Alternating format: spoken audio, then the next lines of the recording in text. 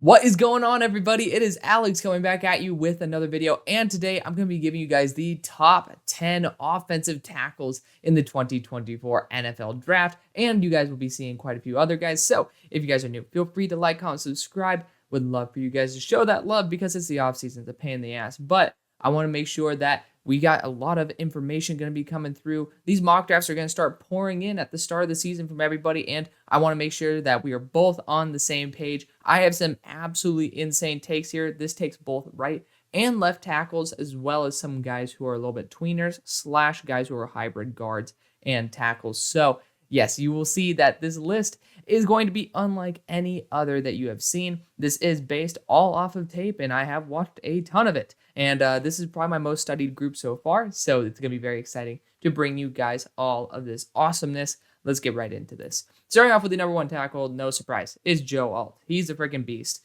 The only issues with him is that he's not really a crazy athlete, a little bit slow, but he moves really well. He's able to mirror even though he doesn't look that fast. And for you guys who are wondering what mirroring is, basically when a defender tries to change directions, like you're able to stay with him. They're just like, if the guy's here and he goes over here and you're like this, well, you're not mirroring him. You want to be like he's staring in a mirror. He doesn't move. So he does a really good job at doing that. A lot of these tackles in this class are. I'm just going to preface this video by saying this. I finally included an honorable mentions category because of the fact that there's way too many dudes to talk about.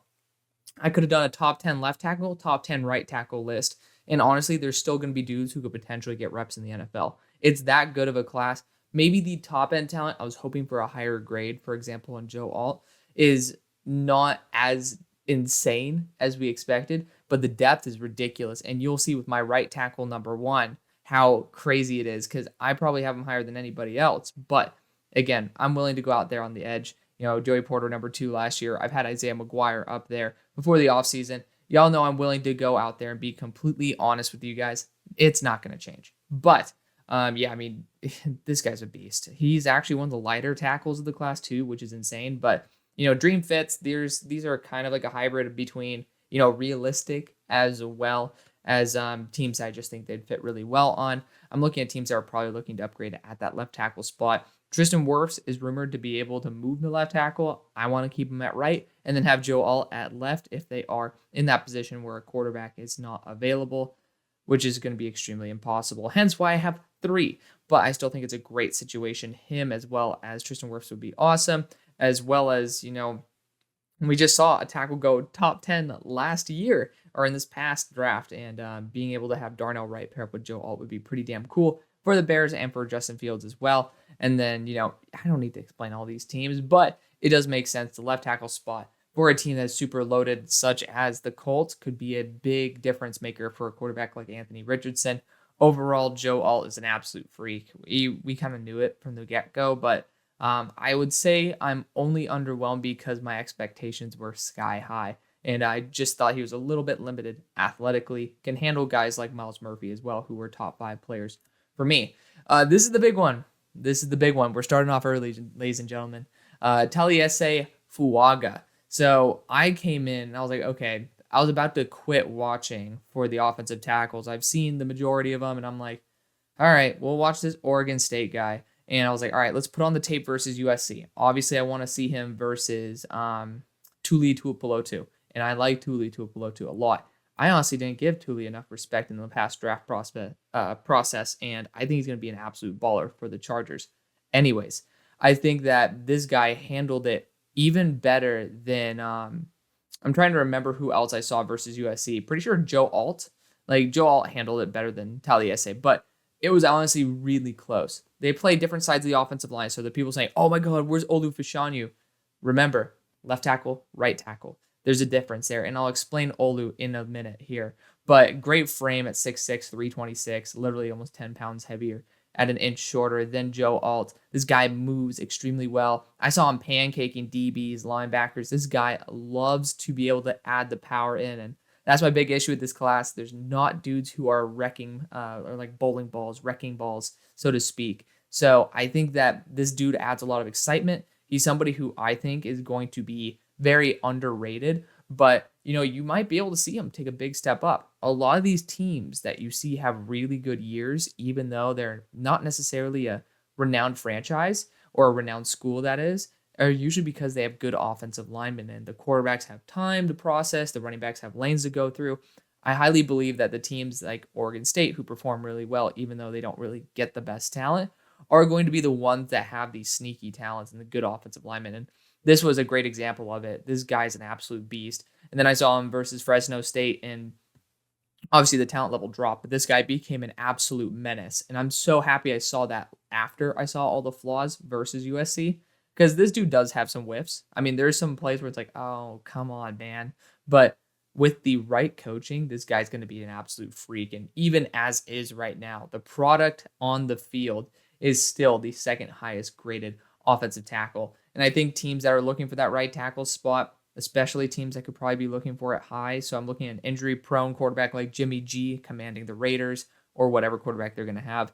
The Steelers, who have now shown that we're willing to move up for offensive tackle, still trying to figure out that right tackle spot there with Jakuma Okorafor. And then the Niners, who obviously really care about it. I think all these three teams could definitely be amazing landing spots. But overall, man, this guy's ridiculous. I want to spend a little bit extra time here. None of these guys are going to have comparisons except one, because I'm not really a huge fan of putting a label on offensive linemen. That's just not me. I'd rather do it for quarterbacks or guys who have a little bit more style. And because I think comps are a little bit baloney. But let's go right into the next one. We got another right tackle here. Amarius Mims. Again, remember, Olu Fashanu, left tackle. This is an inclusion of both. And I think the right tackles in this class are phenomenal. I think it's a really good right tackle class. And I think that both last year's and the years before class combined can't even come close to what this class is at its right tackle depth. So pretty awesome, especially at the top too. Amarius Mims is awesome. He has three games of experience as a starter, and not great. That's why he's extremely raw. And it's also why I was more comfortable putting him down a little bit, because I wanted to make sure I mitigated how excited I was. Frame, look at that, 6'7", 330. That's ridiculous. I cannot argue with that. That is insane. But this guy also is extremely athletic. He has that power to his game as well. And he performed versus the top-end talent, versus Ohio State. That's the primary game where I weighted the majority of my decision off of. Similar to how when I fell in love with Evan Neal, I heavily weighted his game at the end of the year, because you get to see that progression. And that was the last game that we really got to see Amarius versus that elite edge rushing talent. Obviously, they went to the championship, but I'm not going to base that based off of TCU edge defenders. I'd much rather look at Ohio State and then go from there. And I think Amarius did a phenomenal job. I think he's still working a little bit in the run game, but he's super balanced overall. Really good player. Really good player. I'm very excited to see him there. And I would love to see him pair back up with Broderick Jones. I'm going to highlight my Steelers one more time, or else go to another spot where Jamari Sawyer went. And then that's the Chargers. And then also a spot where Terrence Steele could be saying bye-bye. But there's not really that many teams that are starting to need starting quality tackles. And it's quite nice to see that. We've been having a couple years where we've been having some starter talents come out. And I'm going to feel that the tackles after this next draft might start becoming lower value, because in case these guys do hit, there's not going to be such a huge demand for starting offensive tackles. Just putting that out there. Finally, here's Olu Fashanu. He did not grade out as tackle 4 for me. He actually graded out a little bit lower, but there's a primary reason for that. He's not very good in terms of his anchor. And for those of you guys who are wondering what anchor means, it's can you hold your ground when someone tries to push you back? This guy does let up a lot of ground. It's a big concern I had with him, but his grade boosted since the last time I saw him. He's a very polished player, very good at mirroring, very athletic. He's just not very powerful, and he's not very good as an anchor. Those are two pretty big categories for me. So I'm going to drop him a little bit, even though he's still left tackle 2. He is tackle number 4, and he's a little bit worse overall. But he still has a little bit of work to do. He's super young, and he's on the up. That's why I wanted to put him up to this high. And yeah, you guys can see the teams. I just think that those are some cool teams that they can go to. Want to vary it up a little bit here and there, because it's pretty obvious that the top tackles are going to go to specific teams. Next, we got Graham Barton. So he scored just a little bit under Olu Fashanu. I think Graham Barton is pretty much primarily an athlete. He still has a lot to work in terms of his ability his efficiency as a blocker. He's pretty polished in his technique, but I don't think he's very efficient with it just yet. And I don't really blame him. Duke is not the best situation. There are rumors that he will be put to guard, and he might be a guard in the NFL. We'll see if that does happen, but I do know for a fact this guy is a very talented player, and he's someone who I'm very excited to see, especially if they can get him on the move like Miami. I would love to be able to see him grow under a good talent like Terrence. Why am I forgetting his last name? Regardless, you're starting left tackle, Teron Armstead. There we go. I think that was stupid, but he's a little bit lighter. I think that Teron Armstead is going to be an amazing mentor for someone who does need to work a little bit on the effectiveness of their blocking. Next, we have Javon Foster. My one comparison for this video is on sale Trent Williams. You know, you guys know me. He was starting to become my tackle 1 last year. I still have Pierre Skronsky above him because I considered Skronsky an offensive lineman, but, you know, it is what it is. He's a beast. He graded higher than Olu FASHANU as well as Graham Barton, but my big issue with him, this is why I have grades as a general marker, and then, you know, you can wiggle from there. He doesn't learn from his mistakes. I continued seeing him get beaten by an inside swim move over and over again, and it's the same thing. It was the same move multiple games, and it continued going on to the end of the season.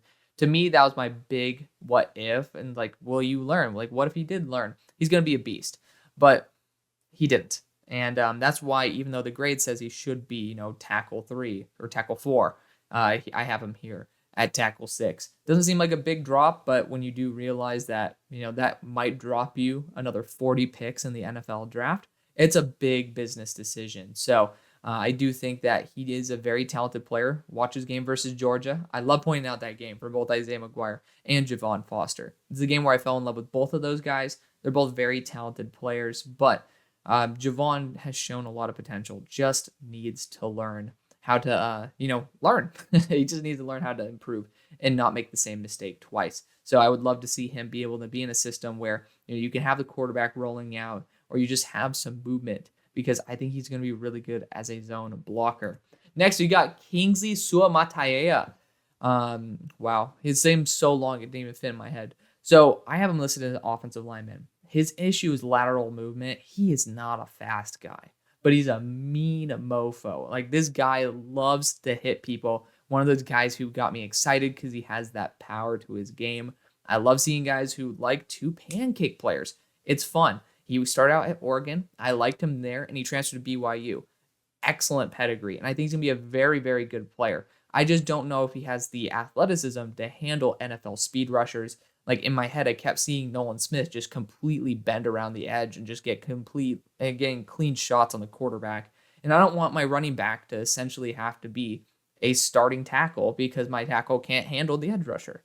So that's my only issue, but this guy is a really good player. Another guy, speaking of Oregon, Oregon's new right tackle that we'll discuss in a little bit, I had the same feeling with. Very good player, very powerful, but just not athletic enough to be a pure right tackle. So we'll talk about a little bit more later on with that. We have next Julian Pearl. So I like Julian Pearl a lot. This dude has crazy upside. The issue is he gets shedded too easily. He waits back here while the defender comes at him. He still can initiate the contact, but the defender is still so far out that when the defender wants to say, I'm gone, I'm bailing, there is not enough of Julian in his face. Pause. But you guys get what I'm saying here. He's too far away. So it's easy to break away when, you know, you're not engaging, you're not having that control over that conflict. And that's a super easy fix in my opinion. This dude very well could end up being a top 5 tackle in this class. You know, he's very athletic. He is just a really good player. There's a lot of upside here, and I would love to see him. Graham Barton's in there. I'm slipping up on the other name of the tackle who I said, if with a really good coach, can be an absolute monster. So I think Julian Pearl could be one of those my guys who takes a huge step up this year. Again, it's just really like my 3 concerns are based on that alone. He got shedded a lot, and that was based on the fact that he didn't really take the attack to the defender. That seems to be an easy fix. In my opinion, I think it is.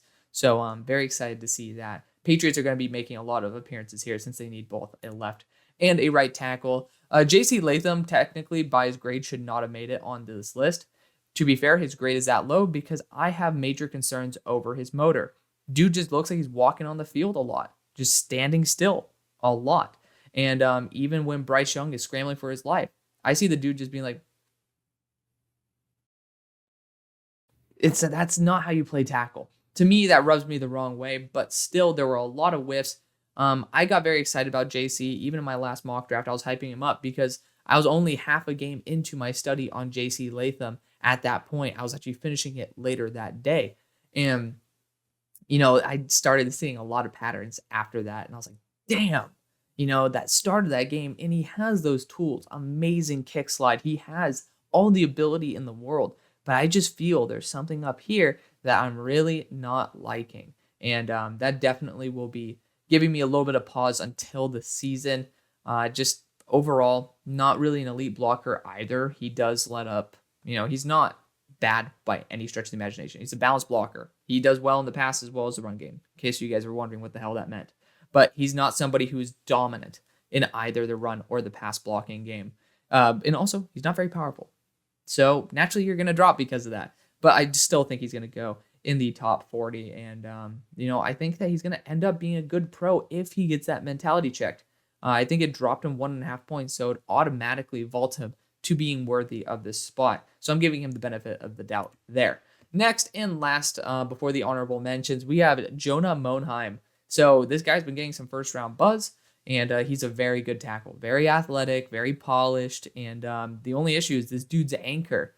It's like one of those toy anchors that you get when you get the little plastic ships and stuff when you're a kid, and it has the fake anchor on it. That's the type of anchor he has, but you put it on a fucking battleship. Not really gonna work. He gets blasted back into the pocket. He has it collapsing. He was put at guard for a significant portion of the snaps, like a very noticeable portion of the snaps.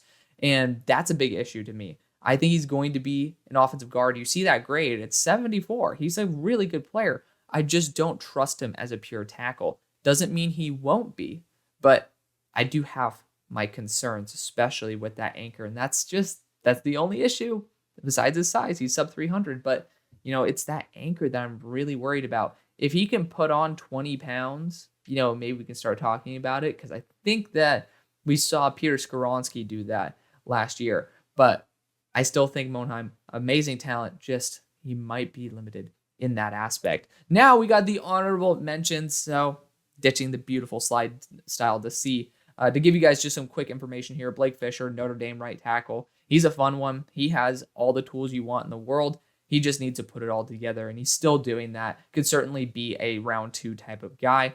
I don't see it just yet. I think he's very limited athletically, similar to Kingsley, but I think he's just a worse version of Kingsley.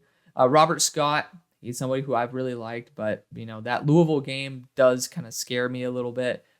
He didn't do too well in that game, to put it lightly, but I do think Jordan Travis has something to do with the pressures responsible for.